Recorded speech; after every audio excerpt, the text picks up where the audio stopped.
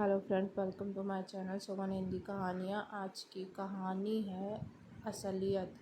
बहू ज़रा मेरे कमरे में तो आओ। कोई बाबूजी की आवाज़ सुनकर अखबार पढ़ते प्रदीप अमिता से कहा, अरे जाओ तुम ही देख लो, क्यों बुला रहे हैं? आज संडे है, मैं ज़रा पेपर देख लूँ, रोज़ तो मौका मिलता नहीं है।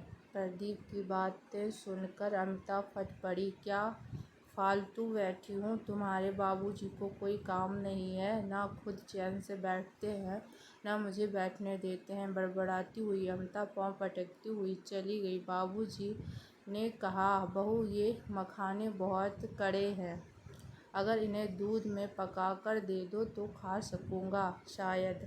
बाबूजी आप व्रत रखते ही क्यों हो? जब पेट पर कंट्रोल नहीं है तो मूंगफली भूनकर कूटकर दूं? आलू आप खा नहीं सकते, शुगर जो है आपको। अब मखाने भी, अब इनके अकेले के लिए खाना बनाना पड़ रहा है मुझे। चश्मे के अंदर से आंखें गीली हो उठी। उन्हें अपनी आवाज़ शंगिनी की याद आ गई। हमेशा हिदायत देती थी, व्रत मत रखो आप, पूरा आहार लीजिए वरना कमज़ोर पड़ जाओगे। फिर क्या पता बुढ़ापे में ये खाना आपको नसीब हो या ना हो। तभी बहू दूध में पके मखाने को कटोरा लेकर आई, साथ ही बोली, बाबू जी इसमें चीनी नहीं है, मेवे डाले हैं, अच्छे से खा लीजिए, बहुत कमज़ोर हो गए हैं आप। बाबूजी को बहू का अचानक से बदला हुआ रूप समझ नहीं आया, ना ही उनके चाशनी भरे शब्द समझ आए। मन में एक झूठी सी आस जगी कि शायद बहू उनकी परिस्थितियों को भांप कर सरल व्यवहार किया होगा। मन में आशा के तार लगे थे उन्होंने, क्योंकि बाहर बरामदे में बैठे बहू से पुकार पुकार हो रही थी। अभी उन्होंने प्रसन्न देखा तो गुप्ता जी का फ़ोन था, जो उनके सहकर्मी थे।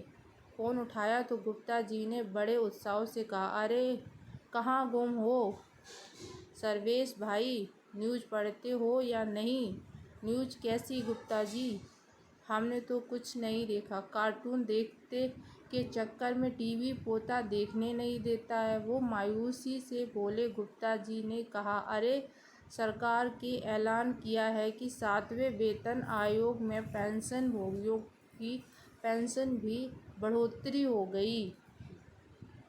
अब तो इकट्ठा बढ़कर पैसे मिलेंगे और लागू होने की तिथि का एरियर भी जल्द ही होगा। अचानक से बाबूजी को बहू के बदले व्यवहार की असलियत समझ आ गई।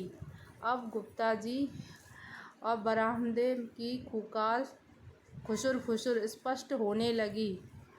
उन तारों का स्वीकार आकर्षित हो उठा और मुंह में मखाने व मेवे का स्वाद रिश्तों की सच्चाई की तरह कौशला हो उठा। धन्यवाद।